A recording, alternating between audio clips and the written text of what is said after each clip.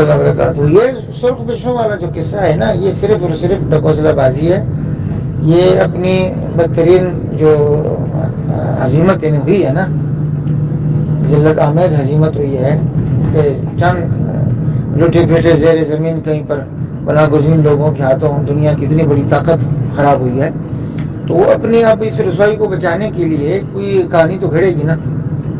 تو اب زمینی مادی سب چیزیں آزما کر دیکھ لی اور اس سے کچھ بھی نہیں بنا، تو اب انہوں نے یہ گھڑنت کہانی شروع کر دیا کہ بس وہ پچھلے آنے والے بھائی، یہ پچھڑے وغیرہ یہ کہانی سب حضرت موسیٰ علیہ السلام کے زمانے میں بچڑا ذبح کرنے کا حکم ہوا تو انہوں نے نہیں کیا، اور اس کے اوپر جو کچھ تھا وہ ان کے ساتھ ہوا۔ پھر تو آج کون سے بچڑے ذبح کرنے سے یہ ہو جائیں گے؟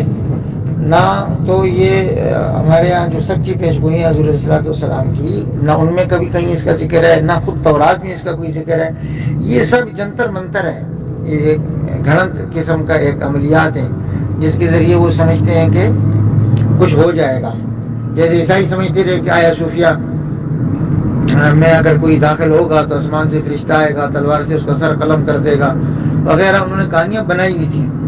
وہ جو محمود غزنوی نے جس بت کو توڑا تو اس کے متعلق کہانیاں گڑھی ہوئی تھیں کہ اگر کسی نے کچھ کیا تو اس کے ساتھ یہ ہو جائے گا اور وہ ہو جائے گا۔ تو فتح مکہ کے بعد حضور علیہ السلام نے سیدنا علی رضی اللہ عنہ کو اور سیدنا خالد بن ولید رضی اللہ عنہ کو جو بھیجا، یہ سارے بت گرا دو، ساری تصویریں مٹا دو تاکہ تمام توہمات کا خاتمہ ہو جائے۔ تو یہ صلیبی اور صہیونی انہی توہمات میں آپ پڑے ہوئے ہیں اور انہی توہمات کے ذریعے سے آپ یہ سہارا لے رہے ہیں۔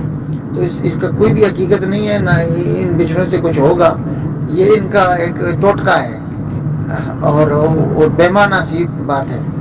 اس لیے اپنا جو حصے کا کام ہے اس میں ساتھیوں کو لگے رہنا چاہیے، اور یہ دامے در میں سکھ رہے ہیں، مظلوموں کی مدد خدمت اور ان سے تعاون کرتے رہیں، ان سب چیزوں سے بالکل بھی پریشان نہ ہوں، ان کی کوئی حقیقت نہیں ہے۔